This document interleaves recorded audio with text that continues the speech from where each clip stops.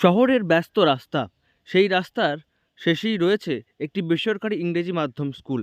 সকাল থেকেই মানুষের যাতায়াত, আর সেখানেই রাস্তায় বসে রয়েছে একটি অদ্ভুত দর্শন প্রাণী। দুর্গাপুর সিটি সেন্টার সংলগ্ন এলাকায় এই অদ্ভুত দর্শন প্রাণীটিকে দেখে রীতিমতো চাঞ্চল্য ছড়িয়ে পড়ে। অনেকেই আবার গাড়ি থামিয়ে প্রাণীটিকে অসুস্থ ভেবে কাছে যান, কিন্তু কাছে গিয়ে ওই প্রাণীটিকে উদ্ধার করতে গিয়ে স্থানীয় এক যুবক আহত হয়েছেন। আর তারপরেই খবর দেওয়া হয় বন দপ্তরের কাছে, আর বন দপ্তরের কর্মীরা এসে সেটিকে উদ্ধার তো করেছেন। আমরা একটা সকালে যখন আসি তখন দেখি একটা একটা অন্য প্রজাতি আর কি।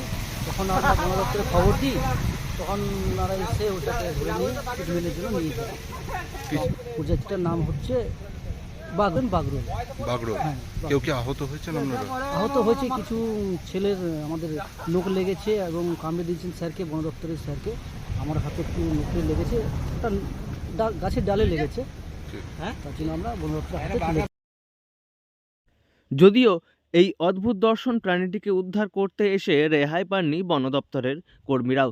অদ্ভুত দর্শন এই প্রাণীটির কামড়ে আহত হয়েছেন বন দপ্তরের এক কর্মী, তার চিকিৎসার ব্যবস্থা করা হয়েছে এবং বন দপ্তরের কর্মীরা এসে জানিয়েছেন যে প্রাণীটিকে উদ্ধার করা হয়েছে বা যে প্রাণীটিকে দেখে চাঞ্চল্য ছড়িয়েছিল সেটি আসলে একটি বাগরোল, এবং এই বাগরোল জঙ্গলে প্রায় সময়ই দেখতে পাওয়া যায়, কিন্তু যে বাগরোলটি রাস্তায় উদ্ধার করা হয়েছে সেটির দৃষ্টি কমে গিয়েছে চোখের, যে কারণে সে রাস্তায় বসেছিল এবং সাধারণ মানুষকে দেখে সে বুঝতে পারেনি, নয়তো বাগরোলটি এই মানুষের ভিড় ছেড়ে জঙ্গলে চলে যেত এবং তাকে উদ্ধার করতে যাওয়ার সময় সে ভয় পেয়েই কিছুটা আত্মরক্ষার খাতিরে কামড় দিয়েছে বলে মনে করছেন বন দপ্তরের কর্মীরা, এবং সেজন্য এই বাগরোলটিকে প্রাথমিক চিকিৎসা দেওয়া হবে এবং সেটি সুস্থ হলে জঙ্গলে ছেড়ে দেওয়া হবে বলে খবর। এটা আমরা বাংলায় যেটা বাগরোল বলি, ঠিক আছে।